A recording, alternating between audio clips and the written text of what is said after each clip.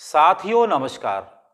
जैसा कि हम जानते हैं, हमारे प्राचीन भारत में एक ऐसी परंपरा थी जिसके अनुसार जब किसी राजा का राज्याभिषेक होना होता था, वह अपने हाथ में राजदंड को लेकर यह घोषणा करता था, अहम अदंडोस्मि, अर्थात वह दंड से परे है।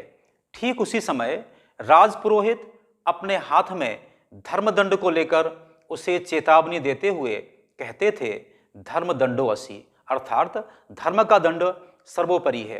किंतु आज जबकि भारत में लोकतंत्र है, उसके बावजूद भी यहाँ पर कुछ ऐसे राज्य हैं जिनके क्षत्रपों ने अपने आप को संविधान और भारत के संघीय ढांचे से ऊपर मान लिया है। इसीलिए इन लोगों ने अपने अपने राज्य की विधानसभाओं में एक ऐसा कानून पास करवाया है जिसके अनुसार सीबीआई, जो इस देश की संवैधानिक संस्था है, वह इनकी परमिशन के बिना इनके राज्यों में प्रवेश नहीं कर सकती।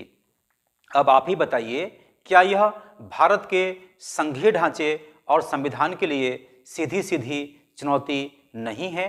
प्रेस को प्रजातंत्र का चौथा स्तंभ माना जाता है और आज प्रेस जबकि अपने अस्तित्व की रक्षा के लिए संघर्ष कर रहा है, गुहार लगा रहा है।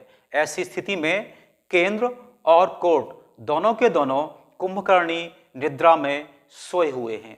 क्या यह लोग तब जागेंगे जब प्रेस की आज़ादी का चीरहरण हो चुका होगा?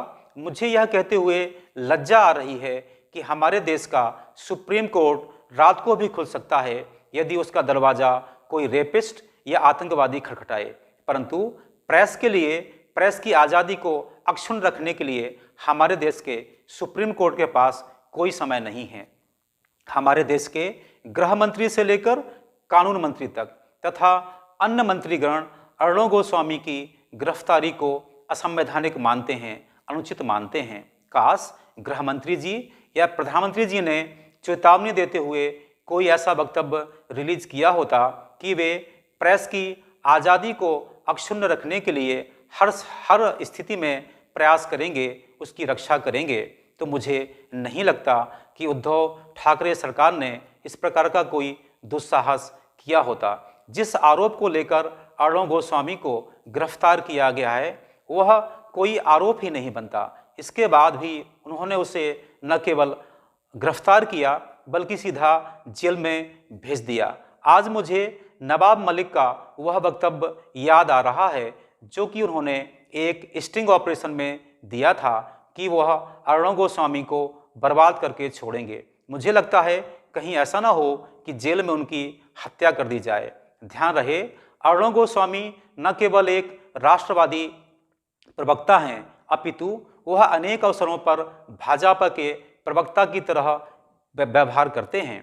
मुझे नहीं लगता कि आज यदि भाजपा अपने ऐसे समर्थक किसी राष्ट्रवादी पत्रकार की रक्षा नहीं कर पाती है तो उसे धिक्कार के अलावा और कुछ भी नहीं कहा जा सकता।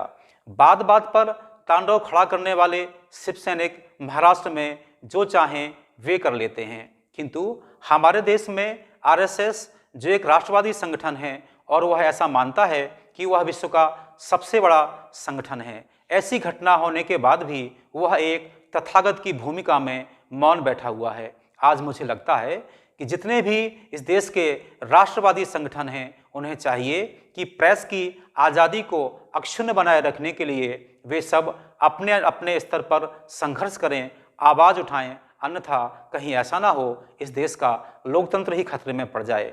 मैं इसी प्रार्थना के साथ अपनी वाणी को विराम देता हूँ। ओम शांति इति।